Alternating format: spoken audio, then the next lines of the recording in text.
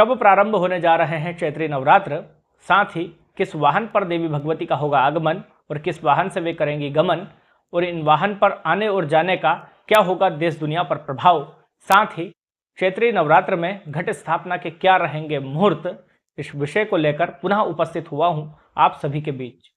उसके पूर्व यदि आपने हमारा YouTube चैनल सब्सक्राइब नहीं किया है तो प्रिय दर्शकों, आप हमारे YouTube चैनल को अवश्य ही सब्सक्राइब करें, साथ ही हमारे वीडियो की त्वरित जानकारी प्राप्त करने के लिए बेल आइकन पर अवश्य क्लिक करें। नमस्कार प्रिय दर्शकों, जय महाकाल। आपका स्वागत है मेरे YouTube चैनल एस्ट्रो योग वॉइस में। प्रिय दर्शकों, हम बात कर रहे हैं चैत्री नवरात्र के विषय में। तो यहाँ नाम से ही स्पष्ट है, चैत्री नवरात्र अर्थात जो नवरात्र चैत्र में प्रारंभ हो। चैत्री नवरात्र का आरंभ इस वर्ष अंग्रेजी तारीख के अनुसार 9 अप्रैल 2024 को होने जा रहा है। चैत्री नवरात्र चैत्र शुक्ल प्रतिपदा दिन मंगलवार को आरंभ होगा।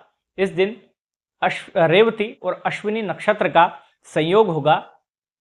तो साथ ही गज केसरी, अमृत सिद्धि, सर्वार्थ सिद्धि और शश योग का भी इस दिन निर्माण होगा।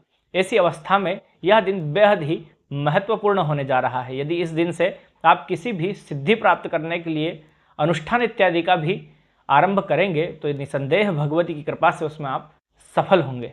साथ ही यदि आप घर में भी इस दिन कलश स्थापन करेंगे, साथ ही अखंड ज्योत लगाएंगे तो निसंदेह भगवती की कृपा आपको प्राप्त होगी। प्रिय दर्शकों, बात करें इस दिन घट स्थापना के मुहूर्त को लेकर, तो इस दिन घट स्थापना के जो मुहूर्त बन रहे हैं वह पहला मुहूर्त प्रातःकाल 6:08 से प्रातः 10:19 तक रहेगा। तो वहीं जो दूसरा मुहूर्त है वह अभिजीत काल में 12:05 से 12:50 तक रहेगा। यह दो मुहूर्त घट स्थापना के लिए बेहद ही उपयुक्त हैं। यदि इनमें भी श्रेष्ठ की बात की जाए तो मध्याह्न समय का जो अभिजीत काल का मुहूर्त है वह सर्वश्रेष्ठ रहेगा। यदि इन मुहूर्त में आप घट स्थापन करते हैं तो यह आपके लिए, आपके परिवार के लिए बेहद ही कल्याणकारी होगा। प्रिय दर्शकों, बात करें देवी के आगमन और गमन की, तो यह नवरात्र मंगलवार से प्रारंभ होने जा रहा है। तो इस दिन देवी का आगमन घोड़े पर होगा।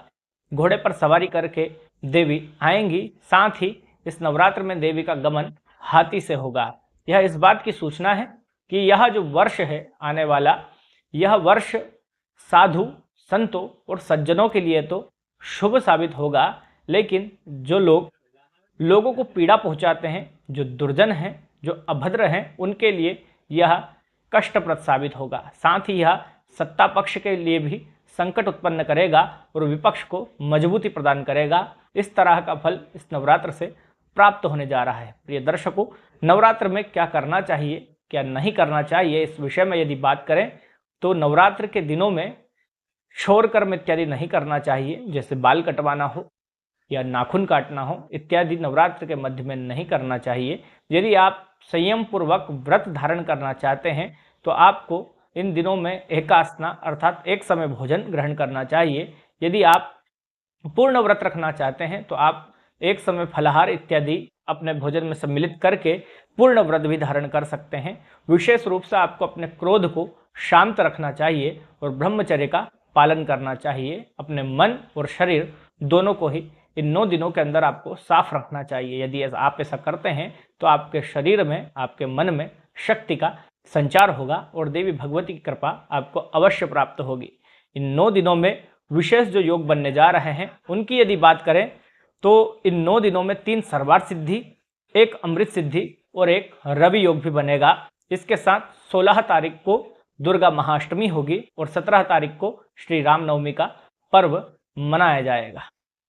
पुनः उपस्थित होऊंगा आप सभी के लिए लेकर नई जानकारियों से भरा हुआ एक वीडियो लेकर। तब तक के लिए नमस्कार।